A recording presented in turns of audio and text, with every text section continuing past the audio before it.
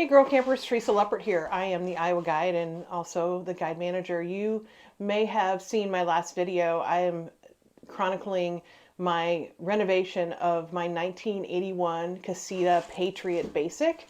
Basically what that means is it is a 13-foot trailer with no bathroom, and that's okay because I don't feel like dealing with black tanks anymore. But I have a list of things that I wanted to talk about today. The first one is where can you get information about fiberglass trailers? I found some great resources. The first one is the Casita Forum. This is specifically for people who own the Casita trailer, casitaforum.com. Another one that I've used is fiberglassrv.com. That is more specific for all fiberglass trailers, all makes and models, manufacturers. And I also found a great resource, a Facebook group of people who are doing modifications. So Casita Modifications and Renovations. It's a private Facebook group. And I've gotten a lot of information from those groups. I wanted to also show you my punch list, which I'm hoping that I'll be able to put it here in the video. I'm not sure how to do that yet, but I'm learning as we go. When I put up pictures, the first thing I did was put up pictures. You may have seen them. They were in that last video of my little Casita trailer attached to the back of my truck. I put up pictures in both the Casita Forum, the Fiberglass RV Forum, and also the modification group on Facebook that I just told you about. And more than one person in those groups commented, said, hey, you better check your suspension. It looks like it's sitting lower on one side and you might need a new axle. So one gentleman actually suggested a way to check the axle to see. You're going to see that video here in a little bit, and I'll talk to you a little bit more about that at the time. But our first initial test of the axle indicates that we need a new axle. And that was kind of a bummer because this trailer was originally built with a Alco torsion axle in a leading arm configuration. So I'm putting up a little video on how a torsion axle works. So I'm going to refer to that right here. But I did have some good news. We actually took the trailer last Friday to a welding shop. I've been trying to source a new axle for this trailer since I brought it home, since that day when we discovered that we might need a new axle, and I couldn't get anybody to talk to me. I called probably 6 different welding shops, a couple of different trailer repair shops, talked to a friend of my dad's who used to own an RV dealership not too far away from here, and he referred me to a couple more places. I couldn't get anybody to talk to me except one. Keeney Welding in Miles, Iowa was willing to take a look at it, and his initial assessment is that I might not need a new axle. He might be able to fix the one I have. I don't know. We will see. I can't get it in for a definitive diagnosis with him until sometime in January. So I'll be taking it back to him. He'll take the wheels off and take a look at it and figure out whether I need a new axle or not. But this video shows you how a torsion axle works. Torsion axle has arms that have spindles, and the spindles go to the wheels, and the arms move independently of each other on the axle. That's what allows a torsion axle to give a nice smooth ride for a camper. Many of the smaller trailers have a spring axle, which means it's pretty bouncy. And when I brought this one home, I did notice that it bounced a lot. And what we determined with our test, and you'll see in the video in a little bit, the test shows that those arms are supposed to move like this, independently of each other, and they're not moving very well because they're rusted. I don't know. The axle appears to be original, which is 43 years old. So that will be an ongoing saga until I get this figured out. The good news is that it's functional. I can use it. I can pull it. It just means that it's pretty bouncy going over bumps and potholes and things like that. So I won't be able to leave anything just laying around in the trailer. Everything's going to have to be secured completely until I get this figured out. So my punch list. I have a pretty extensive punch list. You'll notice in the video that I'm about to show you, or that I'm showing you right now, that I noticed when I would come out to work on the trailer that everything was covered in dust constantly. I would vacuum, I would sweep, and I would come back a few days later and everything is covered in dust. And what I figured out was, see all this debris on the walls? That is debris from the glue that was used to attach the shag carpeting to the walls. And it's 43 years old and it's basically coming apart and it's in the form of dust. So I am going to have to, in the video you'll see that I scraped the walls with a strong brush and then vacuumed them, and you can actually see the dust falling off the walls.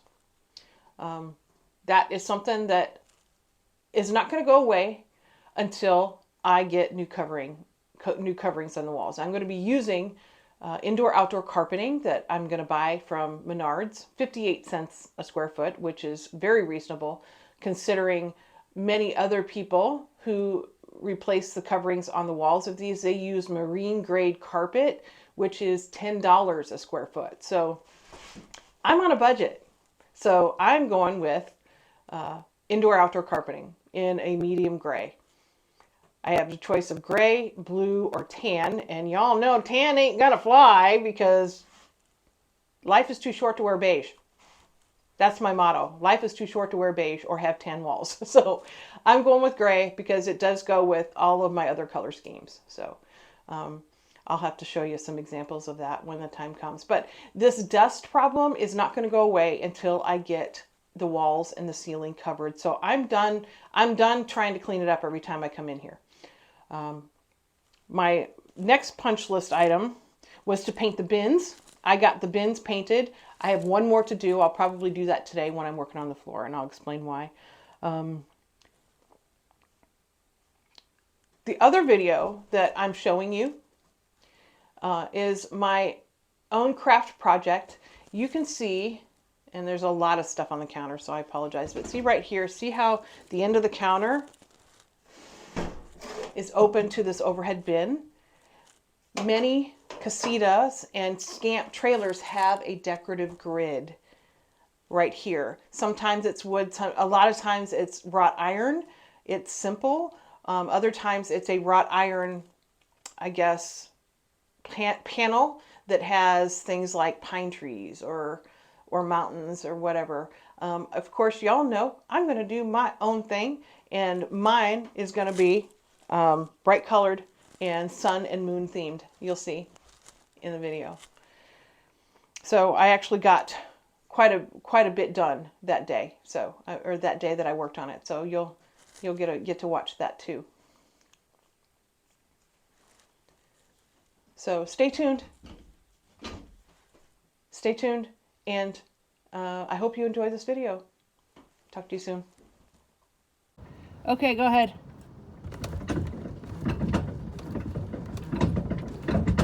Yeah, that one's not really moving at all. You know what that means. Okay, this is door side. Go ahead and go.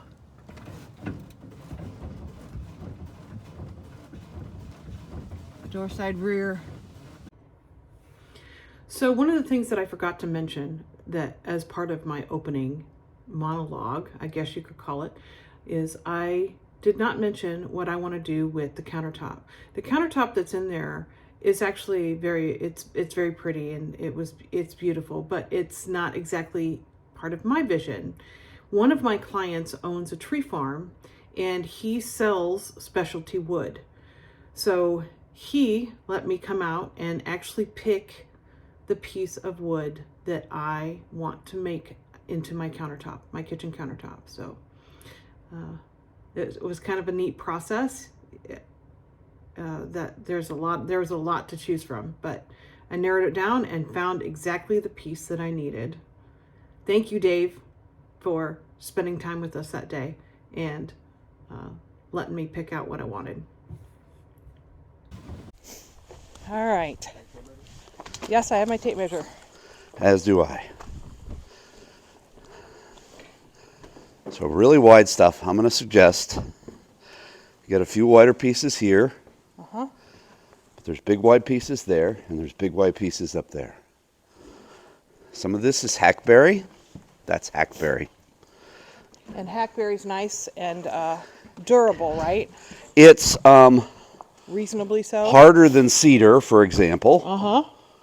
But it's in the mid-range of the hardwoods. Okay. So similar to elm or cherry or things What's like that that. one? These. Yeah. And I think the one below this is going to be a pretty wide one. Look at that piece. That one right here? Right there. That looks like a wide one. Here. Yeah, both these are probably in that range.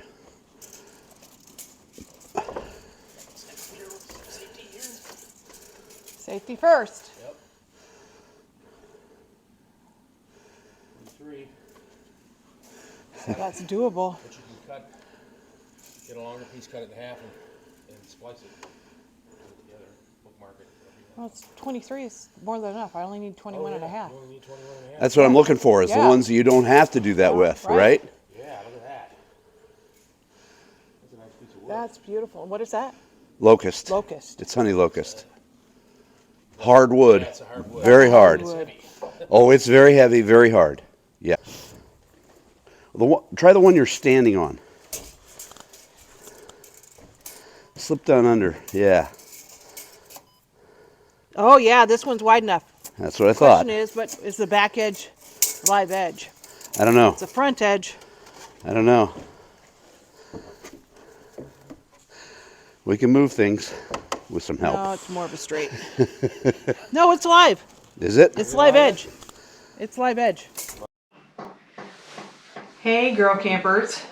Theresa Leppert here, your Iowa guide. And I am working on a craft project today, specifically for my casita, my little casita trailer.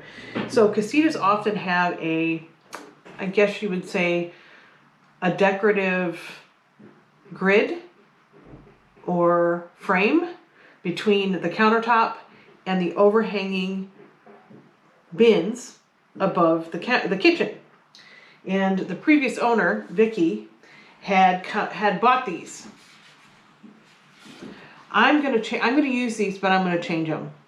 So I'm gonna be taking out this framework here and inserting my own or attaching my own using bright colors and a sun and moon theme, because it's going to be bright colored. You know it's going to be bright colored. So anyway, this is what I'm doing. So first I need to remove the current metal scroll work in the middle.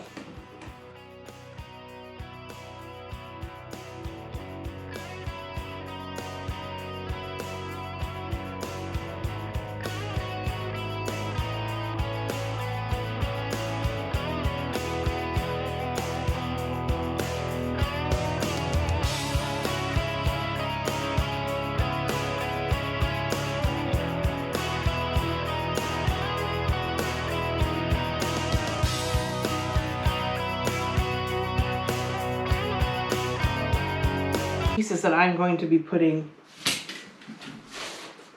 in the frame.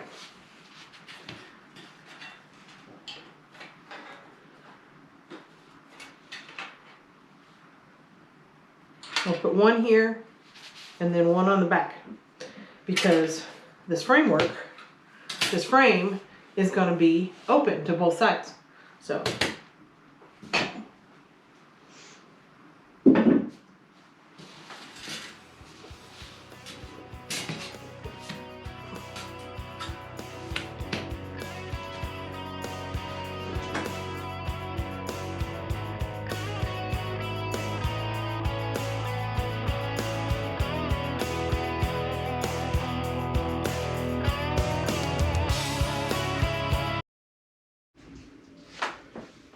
this is what I accomplished today.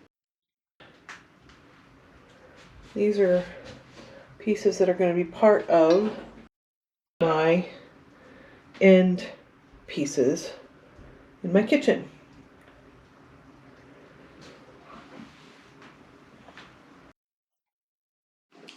So I took video the other day of me painting some things that I'm going to incorporate into my camper.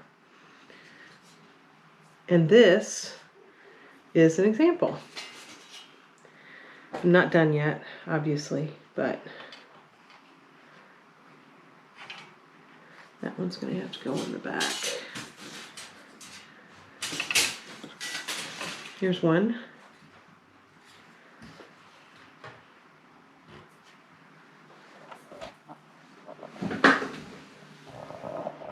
So there'll be two on the front and there'll be two on the back, because this is going to be a double-sided panel that is open from side to side. So this will be on the end of the countertop at one end, and the other one will be at the other end. And it is a decorative piece. I'm kind of excited about it. I'll have to give you some pictures of what it looks like when it's all said and done. Anyway, I've got to put some more coats of paint on these frames. So this next video is of me working on the walls of the Casita. I edited it in a couple ways. I took the sound out because I was playing music in the background and I don't have the license to play that background music for you. So you're welcome. And plus you may not like 80s music because that's what motivates me. That's what I was listening to. The other thing I edited was I took out a bunch of irrelevant stuff, and it started out with me wearing regular glasses and I got dust in my eye. So then I put on safety glasses, got dust in my eyes. Put on safety goggles, still got dust in my eyes. So what you're gonna see is me in my swim goggles, because that was the only thing that I could find that would not allow the dust to get into my eyes. So no matter how silly I look, I found something that worked, and that's all that matters, right?